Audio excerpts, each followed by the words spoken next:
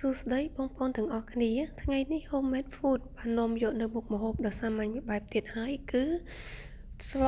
ប្រហើរទំពាំងត្រីប្រាជាមួយនឹងកំពឹសចាដើម្បីកុំឲ្យទន្ទឹងរង់ចាំយូរ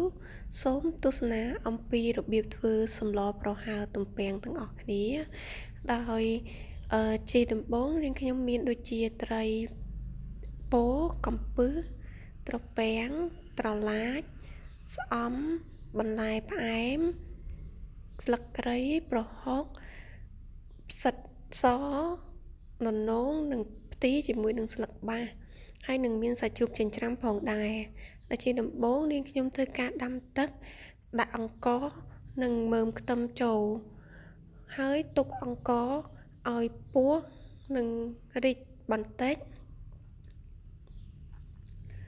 បន្ទាប់ពីអង្ករនោះរៀងរីកបន្តិចហើយគឺនាងខ្ញុំបន្ថែមជាមួយនឹងត្រពាំងនាងខ្ញុំធ្វើការស្ងោរត្រពាំង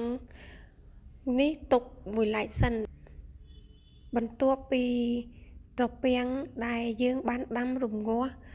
រួចហើយគឺនាងខ្ញុំធ្វើការចិញ្ច្រុំជាមួយនឹងប្រហុកដោយសារតែអត់មានប្រហុកសាច់អញ្ចឹងនាងខ្ញុំដាក់ប្រហុកធម្មតាហើយយើងចិញ្ច្រុំដើម្បីយកតែជាតិប្រហុកតែប៉ុណ្ណោះចាហើយបន្ទាប់មកគឺយើងធ្វើការបង់ទឹកប្រហុកនោះចូលទៅក្នុងទឹកសម្លយើងធ្វើការចិញ្ច្រុំប្រហុកនេះឲ្យអស់ជាតិបន្ទាប់មកគឺនាងខ្ញុំបន្ថែមជាមួយនឹងបន្លែត្រឡាចយើងធ្វើការបង់ត្រឡាចនោះចូលបន្ទាប់ពីបង់ត្រឡាចរួចហើយមើលថាទឹករៀងពុះបន្តិចនាងខ្ញុំក៏បន្ថែមជាមួយនឹងត្រីពោដែលយើងបានលាងសម្អាតនិងហាន់ទុករួចហើយបន្ទាប់ពីបង់ត្រីពោរួចហើយនាងខ្ញុំបង់បន្ថែមជាមួយនឹងសាច់ជ្រូកចិញ្ច្រាំនាងធ្វើការចិញ្ច្រុំវាឲ្យវាបំបែកវាឲ្យរាយចាហើយបន្ទាប់មកទៀតគឺយើងធ្វើការដាក់ជាមួយនឹងននង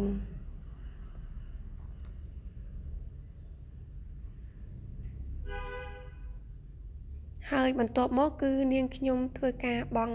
ជាមួយនឹងម្សៅស៊ុបប៊ីចេង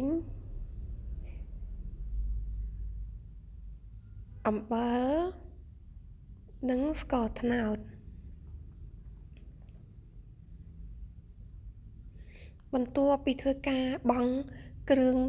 រួចរាល់ហើយយើងកូរមើលថាបន្លែត្រពាំងនិងបន្លែដែលយើងបានបង់ចូលនឹងរាងទន់បន្តិចនាងខ្ញុំក៏បន្ថែមជាមួយនឹងផ្សិតសហើយបន្ទាប់មកទៀតគឺ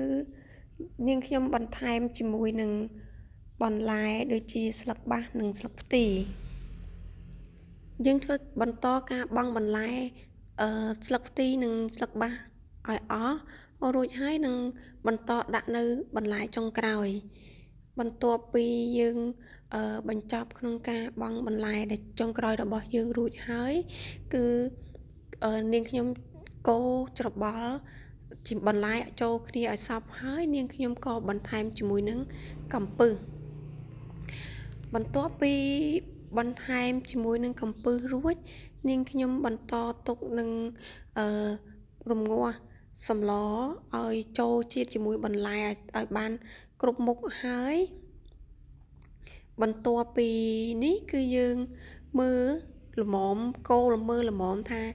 សម្លយើងបានឆ្អិនរួចរាល់បន្ទាប់មកគឺជាចុងក្រោយគឺនាងខ្ញុំបន្ថែមជាមួយនឹងស្លឹកស្អំជាការស្រេចហើយយើងទុកឲ្យតែមួយរំពោះទៅបានហើយឥឡូវយើងឃើញថាសម្លរបស់យើងបានឆ្អិនរួចរាល់សព្វគ្រប់អស់ហើយដូច្នេះកុំភ្លេចសាកល្បងធ្វើតាមវិធីនេះទាំងអស់គ្នាណាអរគុណសម្រាប់ការទស្សនាជួបគ្នានៅវីដេអូក្រោយ